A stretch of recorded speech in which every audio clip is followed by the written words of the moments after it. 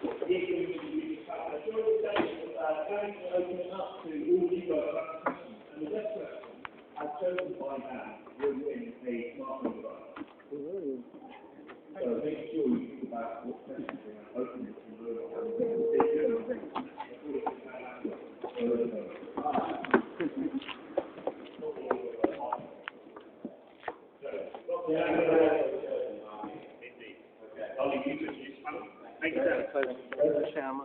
Okay, so, hi everybody. We're gonna, we actually bring up the outside a little bit from where they are now, because what we're gonna try and do is play on the theme presented so aptly by Bruce around openness, and try and maybe expand on those things a little bit and talk about openness in Marvel. And the way that I'm defining focus for the purposes of this panel is around open standards. Yes, the open web has really well described and I've been in college for quite a long time. But also open source, and where open source is playing a role in the mobile ecosystem, and open data, which is something that's a relatively, I would say, new kind of entry into the field, which some people might not be aware of, but I think is extremely interesting. So, in order to discuss these topics, we have a panel of experts here today. I'm going to let them introduce themselves one at a time, and they each get 5 minutes to introduce themselves and talk about open as and what it means to them. And I'm going to time them while they say that. So I'm going to start actually from the end of the row with my good friend and open superior on the over the air. And anybody here with the over the air? Should run again this year, right? Yeah. Should we run one? Overwhelming. All right, so I'm going to start with well, good afternoon, everybody. Is the mic working? Or am I going to have to use back? Can we hear me? Okay. We're switching to backup then. Hold on. There we go. There's a man fiddling with the phone.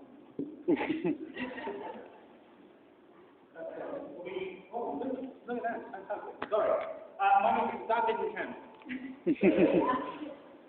My name is Matthew Cashmore. I'm currently the digital director at Hachette, who are a massive publisher that you probably never heard of, and that's called Plan.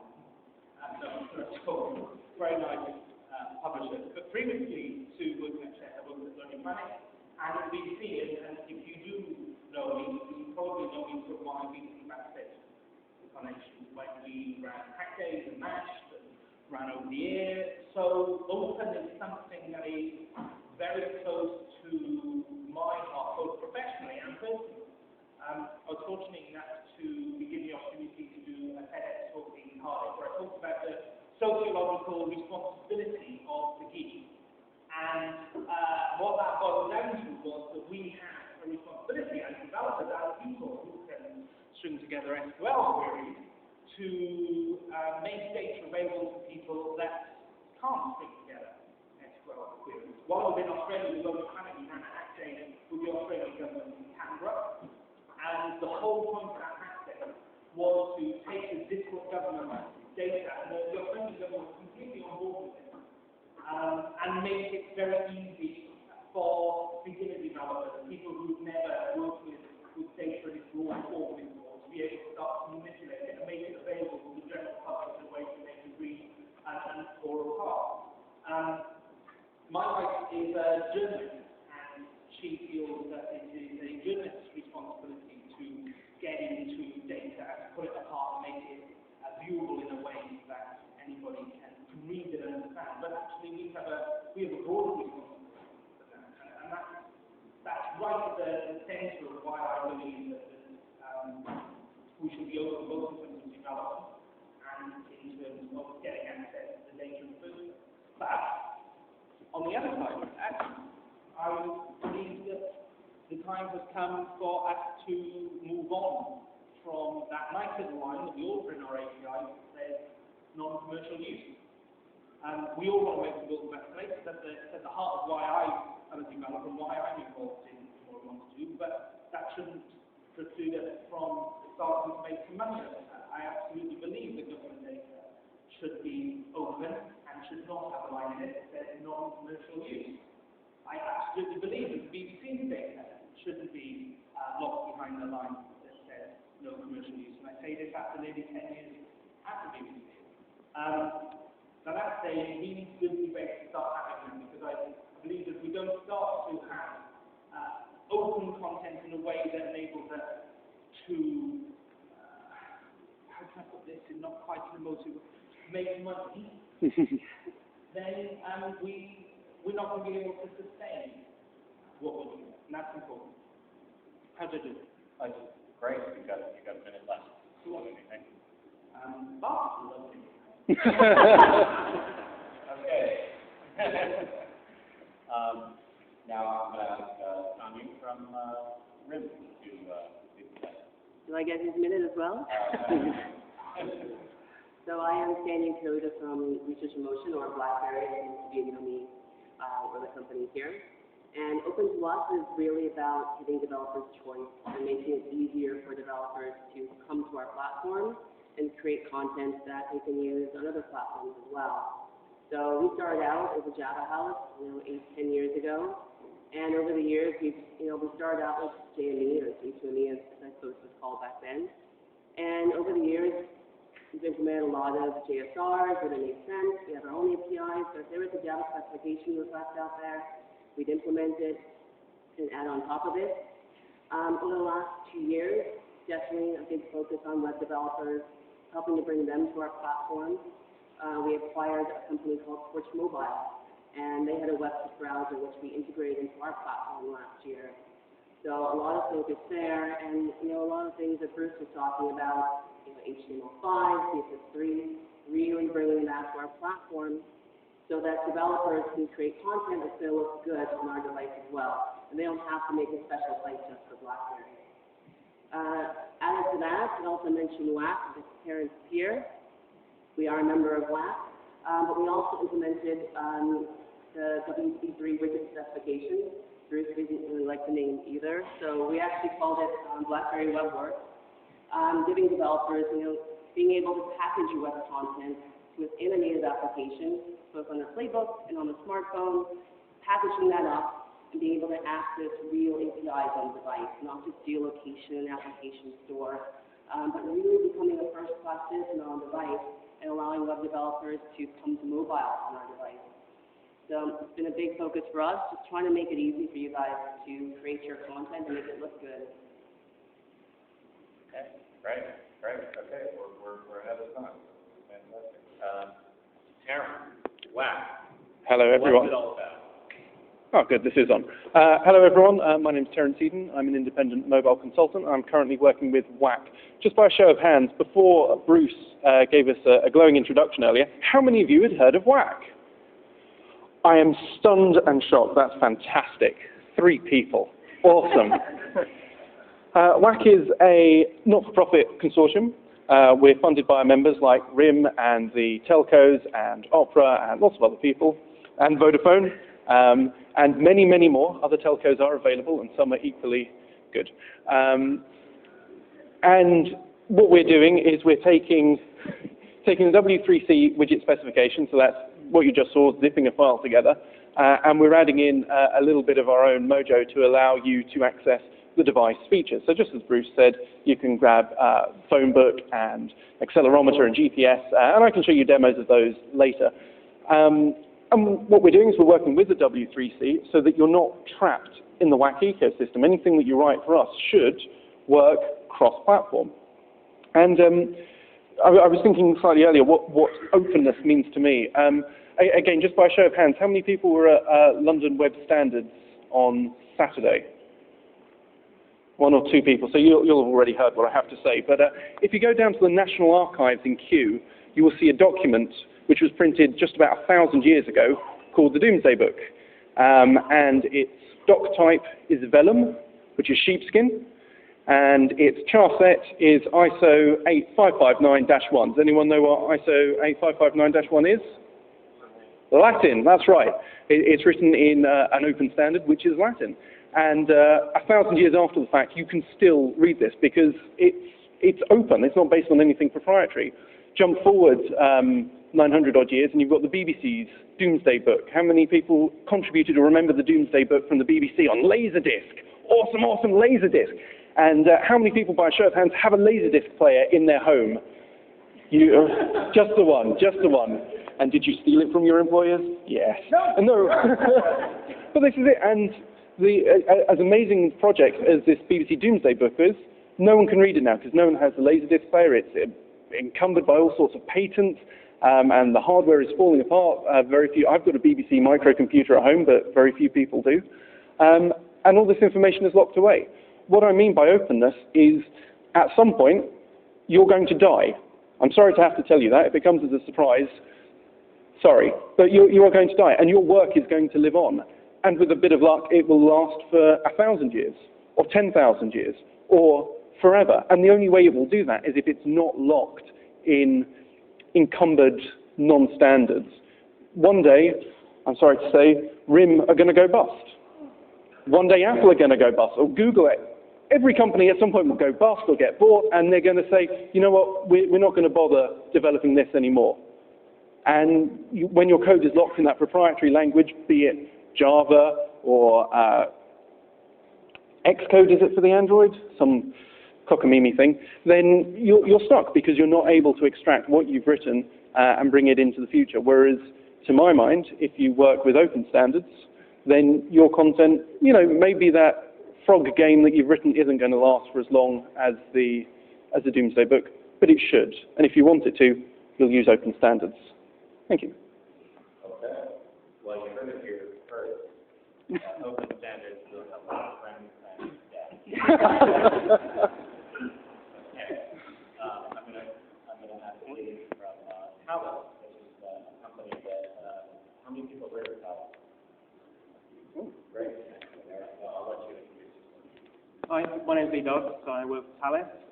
Currently, I'm the product lead on a new site that we're launching. Well, we launched last week, and again, carrying on this week, called Kasabi, which is an open data marketplace.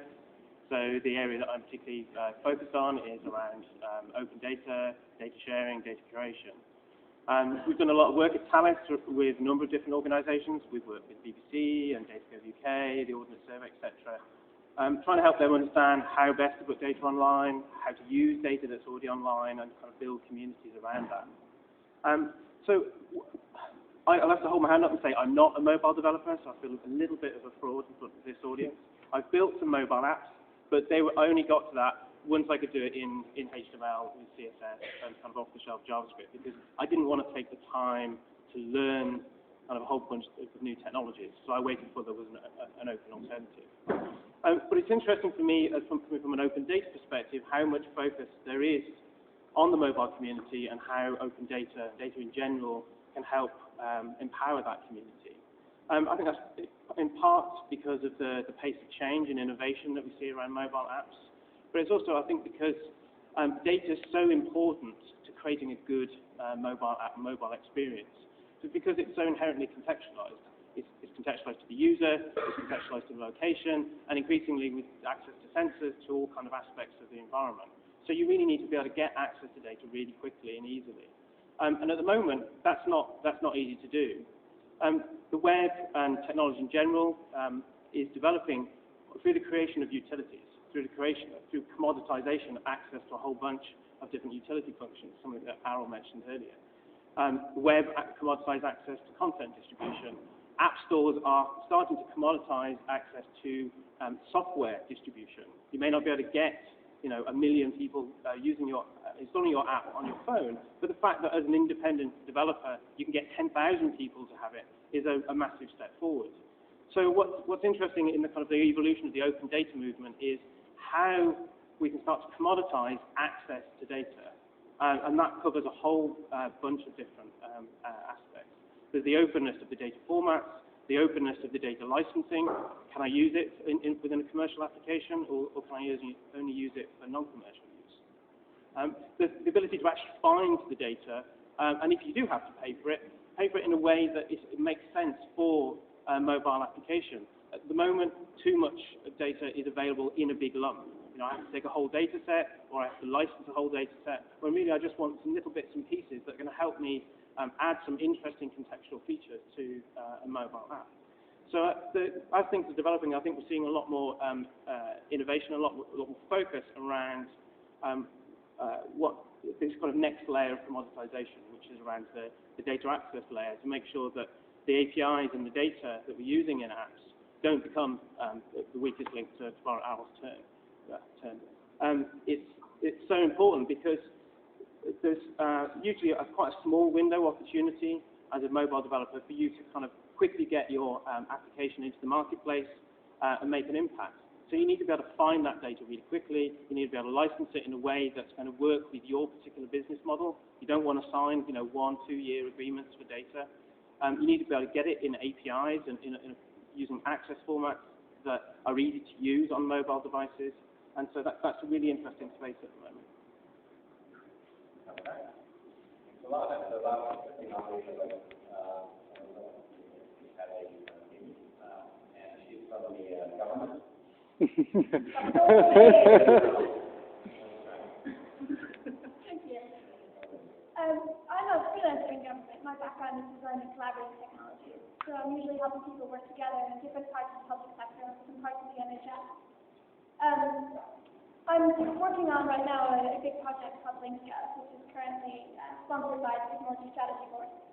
And it's living in this great space of sort of being within government at the moment, but well on its way to being outside government. Interesting, intriguing spot for us to be. Basically, what we're looking at is about a year ago, a little over a year ago, the UK government, you probably all know, urging from Tim Berners-Lee, decided that all non-personally identifiable public data should be made available to the world, to all of us to be able to do fun things. So all of the public sector has been diligently trying to publish, and that gives us all kinds of things. It gives us transport timetables, it gives us census information, council tax bands, locations of everything from parks to post boxes to job centers. It gives us all kinds of performance data, how well projects have done, how much particular NHS trusts have spent, when they last bought an MRI machine, all kinds of neat stuff. And the potential for mobile applications is huge, particularly around all the location-based stuff and all the services. Where is my nearest post box? Where is my nearest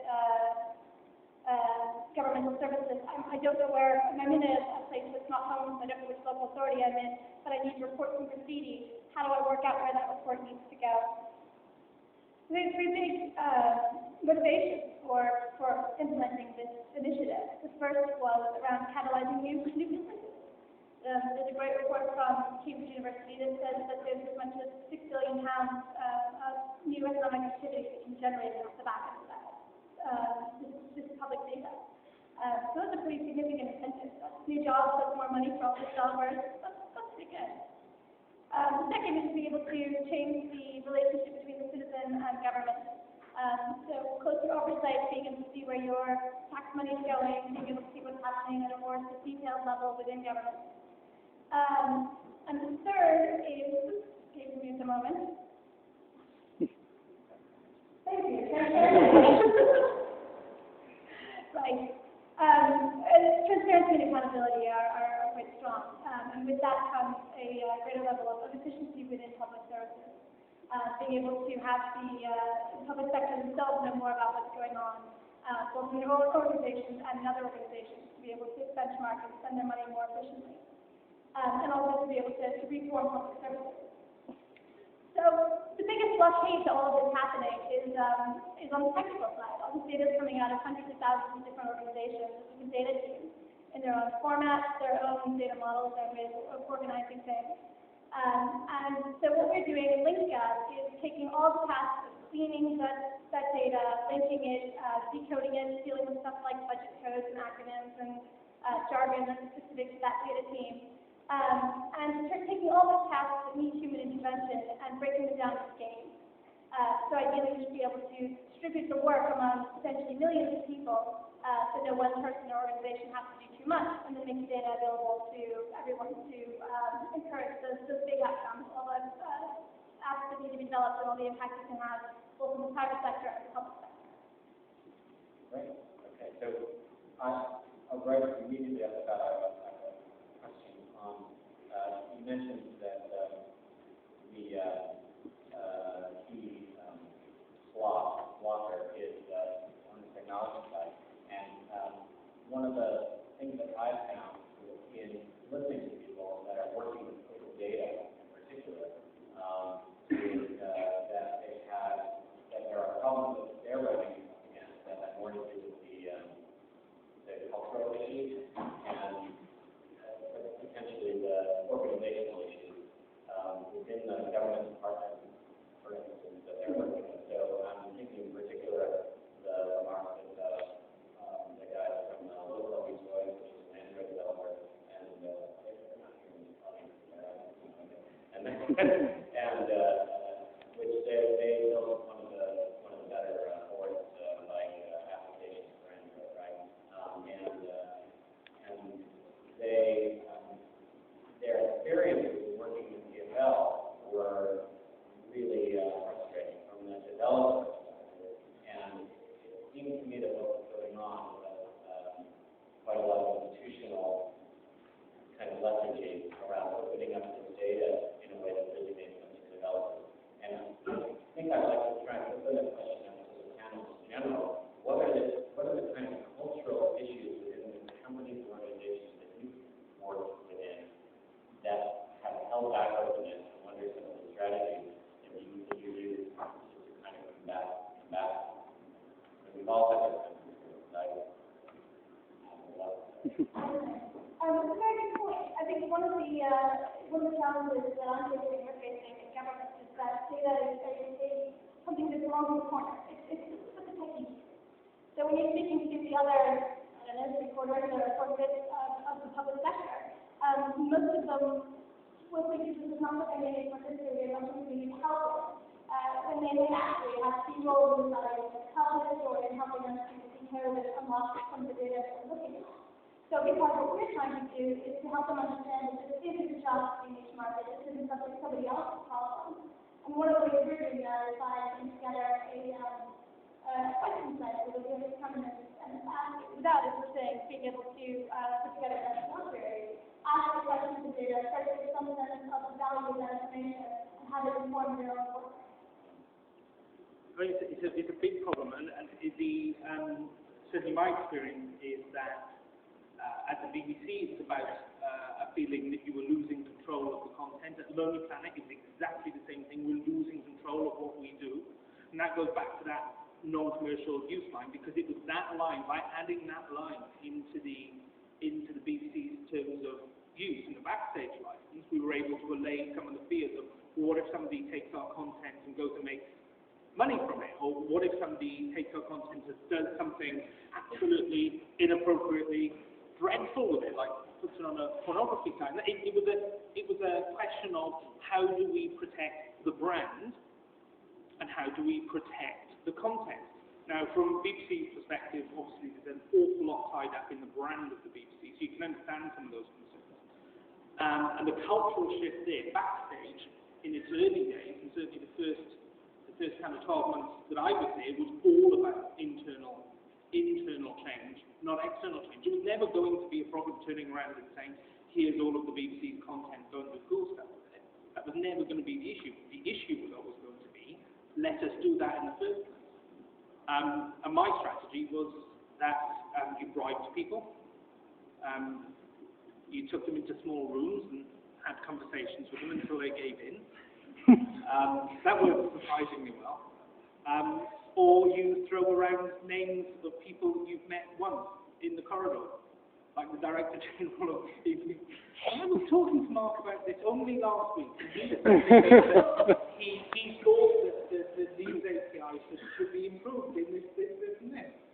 And so lying works as well. one issue that I've come across is we best described as a kind of precious snowflake view of the data. It's a kind of view that the data is so complex or it needs so much expertise in order to understand it or get something out of it that it's not worth opening it up because nobody would be able to do anything with it. And a kind of related to that is the issue that, well, they might use it wrongly, incorrectly, and then it's going to look bad on us. But I think there's plenty of examples now of where really complex data has been opened up and developers have been able to engage with it, particularly when they've been suitably motivated. So a good recent one from the kind of government sector was the COINS database, so the Treasury database on UK spending. Very complex, but we saw applications and data explorers appearing within a few days from developers at Guardian and also independents as well. So I think just kind of trying to get people to stop kind of hugging their data and kind of realizing that it's not really that complex after all, and lots of people could do something with it if they had sufficient access. See, that's the perfect storm of the worrying loss of control of data, is journalists and developers working together. I mean, that's just people. But also the assumption that there's no one out there that can handle your data is just so arrogant as to be offensive. I would agree with that. I've seen a number of times, not too long ago, I was talking to a bunch of statisticians who were saying, you know, Daily Mail headlines, that no one's going to understand the stuff, that we put so much sophistication into our analysis of it, how can we just release it to the world? Okay, that's fair. Not everyone has the skills as statisticians, but what about your colleagues in universities? What about other governments? Oh, yeah, maybe they could do something worthwhile with it. So just shifting their thinking a little bit to the audience not just being sort of the worst case scenario, but there also being a lot of potential good and a lot of skills that can be applied to this that don't happen to be within that organization in the first place seems to help. I was going to add, for RIM it's actually somewhat different in that it's not about it being too complex. It's that you guys are with BlackBerry, so Research in Motion has been around for a number of years, over 20 years. And we have a lot of patents to take something that we own and just give it away. It's definitely a mind shift change. We did open source our WebWorks platform, and bring journalists, bring developers, bring people to the platform to see what they can do with it and bring the platform forward. It's hard for big companies to really understand that. I think one of the things that I've tried to do actually is getting people to understand the difference between open standards that are freely available and the patents that may or may not underlie those standards. In order to, one of the things that I think that I think is quite good about WPC standards, for instance, is that if companies that participate in those standards are not giving away their intellectual property, they're actually licensing it on a royalty-free basis, and it's a very kind of in line with it actually makes a lot of difference when you're a company with old patents. That you're not giving it away, you're just licensing it for the purpose of And I think that coming back to that and what you said is, well, just by show of hands, how many lawyers are there in the room? Oh, thank goodness for that. Lawyers, the biggest problem in any company that I've worked with, and it's big and small, is the lawyers. Because I'll give one concrete example. I worked with a company, and they had the rights to use images which they'd bought on the web. That was great, and we said, okay, we're going to do some mobile website. And the lawyers went, we can't reuse this data on the mobile web. That's not what the contract says. Give me a break. Come on, this is the web. But it's accessed over a mobile phone. Let me spend £500 an hour trying to figure this out for you. And on the reverse side of that, when smaller developers say, hey, we've got this great content from the BBC or from the government, hang on, it's come with this huge long license, and we're going to have to pay a lawyer £500 an hour to try and figure out what's going on. And for me, that's a huge barrier. I was just reading there's an excellent book about BBC Backstage, which you can download free. And one of the core mantras of it, I believe, is it's easier to ask forgiveness than it is to ask permission. That's not always a valid strategy, and It's always a valid strategy. It's always a valid strategy. But I'm going to come back to you on lawyers, because in lawyers. And I mean, I've had to work with really big, scary, I mean, BBC lawyers hunting cats. And we had to convince them to let people mess around with BBC data and how it works. More importantly, we had to come up with ways that SMEs could interact with our content and possibly come up with something that would make money. And then at Lonely Planet, we had the lawyers for BBC Worldwide, who are more scary than the lawyers for BBC Public Service, and the consultant lawyers who are also scary. Now, we worked, and it was a long process, but it resulted in terms of views that meant people could do stuff legally, but more importantly, because then there was a route to which they could monetize it, or there was a route to which they could work with the organisation that wouldn't infringe on patents and all that. And that worked really, really well. And I know that kind of flies in the face of my do first, seek forgiveness later, but that, when you work with cool people, that works. When you're not working with cool people, you need the lawyer. Indeed. Can we, now one of the audience questions, but I just want to ask three success stories, people that have worked, developers that have worked with open data, or worked with open source, or worked with the technologies that you're working with, and have seen great success because of that. You know, where are these coming from, right? Well, it's not early days for us, but I was just going to say, on the subject of lawyers, and answer your question, when we started LinkGov, basically most government data is being published under the Open Government License, which is fantastic. Go look it up. It basically says, as long as you're not pretending to be the government, do whatever you like with it. Make money out of it, have a great time, repackage it. And that's wonderful. It's a big part of why we, as an organization's project, can then take it, clean it, repackage it, sort it out, and make it available to everybody else. But we needed to, we are an open source project, and we're largely volunteer driven. So we needed to be able to say, all right, if you're going to help us with the project, you have to be able to get the data, therefore we don't want to close down the data. And the first time I sat down with the lawyers, their heads basically started just saying, what do you mean you're not locking this all down? What do you mean you don't have people signing NDAs? Well, we're a community open source project. We want this to be accessible. That's because the lawyers are used to dealing with big, other scary lawyers, not normal people. I have to say, to their credit, our lawyers have been fantastic, and they learned in a hurry, and they are now some of our biggest champions, and they've been wonderful. So I think it is a success to be able to say that we are taking what's essentially a very odd business model, providing data that is produced somewhere else, and we're bringing in, just for not-for-profit organizations, we're bringing in just enough revenue and keeping ticking over by providing enhanced services. But being able to look at all of the sort of sales and intellectual property issues in a new way has been quite an accomplishment. Well, we only launched last week, so we haven't not unless something happened this morning. I was going to say the My Society people have had some amazing experience with open data, some of which they've forced open and some of which they've got, I don't want to say legitimately, but has been provided to them.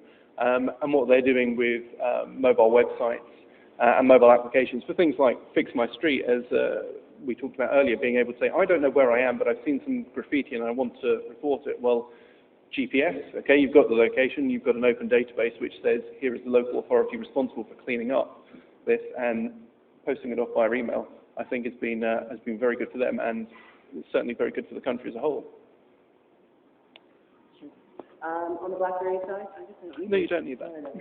On the BlackBerry side, we have about just over 70 RobWorks applications out there, and I think they're pretty much the winners in all of this, being able to create real applications for mobile device without trying to learn Java, trying to use your skill set, create your own application, and do it much, much more quickly than you would if you have to adopt somebody else's standard. So what's I mean, without playing favorites, what's a good example of whether My favorite, I think Hollywood Bowl is a great app. You check that out. If you ask me later, I'll show you that on my device. Well, I think BBC Backstage was phenomenal, absolutely phenomenal success. I think the crime chain has been shut down, but in essence, I was hoping for a cheer. But actually that is an essence of why it was so successful, because it was so successful inside the organisation in changing culture, that actually it became felt that there was no need for this separate division that was doing all of this because it was becoming ingrained in what every department was doing. I mean, that's to do yourself out of to do an entire department out of work because you've changed the culture to such an extent that it is business as usual. That's phenomenal. Your question. I see Errol raising his hand right there. Is there a microphone or? My assistant will be bringing up. Thank you. Two quick questions. The first, we're talking about licensing quite a bit, and I kind of mentioned in my talk as well that Facebook shut down with their license that I didn't want to get into. It was actually a big one. We don't have a fact that we can afford Facebook, so they shut it down. And in response to this, I started a little campaign I never took anywhere because I was too busy called Get Right. And one of the key things there, I was thinking, was we need clear licensing, labeling things, just like how food labeling is now, technology there are, etc. Creative Commons style licensing, something like a data commons. What would you guys think about that? You're all involved in it. There's blog posts on my blog right now that says that there should be 3 levels of licensing, 1, 2, and 3. It's about creative commons. It's just like, really basic actual food licensing, technology and everything you can't really do very much at level and say. The second level is obviously more interesting. It goes to that level of services. There's still very little restriction on it, but technologically still a lot of times you can't really do very much beyond a decent file. And then the final level of licensing is someone works with that. It's a simplified contract that people are really needed to run everything like that. And that's absolutely, I think, clear industry standard licensing. Yeah, I mean, I don't see labels. Basically, not simply next to our API. You can use it for commercial or not commercial. Just to see visually, practically, right? That's the plant side. And the plant know what you can do and what you need, requirements and the service that you offer. So there has been some work in exactly that kind of area, perhaps not as much on kind of iconography, but if you go to look at the work of the Open Data Commons, they've got a range of open data licenses that are very similar to the work done by the Creative Commons, and a lot of them are actually kind of interoperable with equivalents from the Creative Commons. So it's a good place to look at. At the moment, they're not that widely used, just because I think it just needs to get some traction. There needs to be a feedback loop. I think one of the reasons why Creative Commons has been successful is, people could see the range of different licenses that we attach to content, so you could see the commonality. The issue at the moment for lots of data is once you get beyond the kind of free for kind of non-commercial use, you get into a kind of big kind of minefield of custom terms of agreement and contracts, and there hasn't been enough kind of like transparency on those to really see what the commonalities are. But really, I think realistically, it's going to be very similar to the kinds of checkboxes that you have on a Creative Commons license now. I would agree with that. And one more thing to add, and we've been looking at case studies of companies that have to spend £30,000 of lawyers' fees in order to negotiate a contract for 5,000 worth of data, which doesn't make sense. So we definitely clean things up. I was visiting San Francisco about a year ago, and the interesting thing is working for a train on the fast system in between train and train times. There's actually an invitation that says, if you're a software developer, come to this URL and we'll share our content for our live train times with you. And that was part of a very kind of practical and open approach. So do you think that this approach is even possible for British people? It is possible. San Francisco is definitely a flagship city. It's an amazing thing, and it's done a great job of publicizing it as well. One of the things that complicates life for us here in the UK is that our train companies are private companies. So they're operating under licenses from the Office of Rail Regulations, but they're not actually a public sector organization, which means that most of their contracts don't include any clauses about data. They just own their data, and they just do what they like for the benefit of their shareholders. Long term, I think there's some great scope for refining those license terms and opening up that data as much as we can. But in the short term, there's quite a bit of negotiation and power struggles going on that.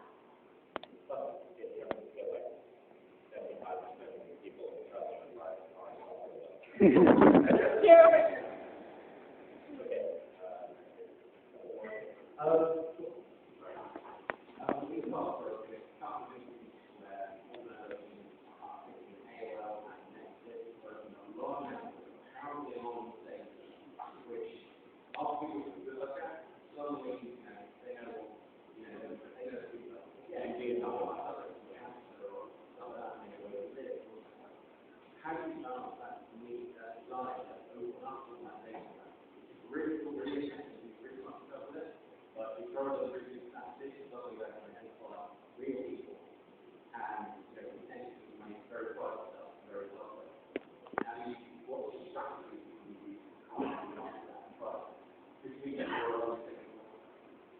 that's one area where I would say you don't seek forgiveness later. Mm. And that's what I was saying earlier on about the balance between actually lawyers are quite helpful in that that's exactly the kind of thing a lawyer will stop, not necessarily the data set, but the lawyer will sit there and go, is there any way that this can be, and if you're cracking your job, you'll just nod and you'll say, yeah, it's fine, nothing to worry about. If you're not cracking your job, you'll take what the lawyer is saying to you on board because you respect their professional opinion, and you'll go away and make sure it's right. And that's why I don't have a problem. I was going to say, from a practical point of view, any time when your data set tracks people, the mistake which AOL made was that they gave everyone a unique ID, which was anonymized, didn't say jane.doe@AOL, but because it was the same one for every search, you could track the searches. Now, if someone says, does a search for cancer specialists near Bath, okay, well, someone near Bath has it, but if they say cancer specialists near 27 Acacia Avenue, Bath, well, you have to be very careful in weeding out that. And I would say that a lot of the stuff that you get from government certainly is generally clean of any personal data whatsoever, and it's one of the things which Tim Berners-Lee says, which is anything which is non-personal. So you don't want yet people's tax records. But if you move to, I think it's the Sweden or Norway, and someone Scandinavian will correct me, you can go up and you can look up anyone's tax receipts effectively, and there are some interesting sociological problems that before you go out on a date with someone, they will look up and see whether they want to marry into your family. But by and large, it doesn't seem to cause too many problems. And I think there is a legitimate question about, are we being too possessive of our personal data? By and large, no. I think we should keep it private. But things like tax receipts, does anyone, is it going to cause the end of the world if I find out exactly how much you're making before I go on a date with you? Oh, well. Digital privacy, this brings up the whole issue that I think Chris wants to talk about. Digital privacy is a huge issue, which I think cuts across all these topics, especially at the standards. So I'm involved in the geolocation API, work at W3C, and obviously the geolocation as well. That throws up a whole bunch of issues around privacy and we all have to deal with those issues. Unfortunately, we can't talk about that on the panel anymore. I will ask each one of our panelists to just tell us your Twitter name. Mine is Cordo. I'm Happy Demon. L-Dogs. Eden T. Blackberry Dev. Matthew Cashmore.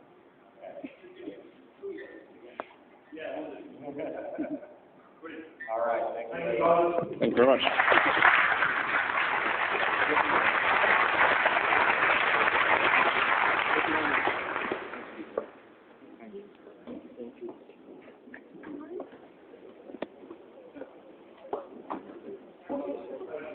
Okay, just before lunch, I'd like to introduce one of our main sponsors, Elaine from Blue Here.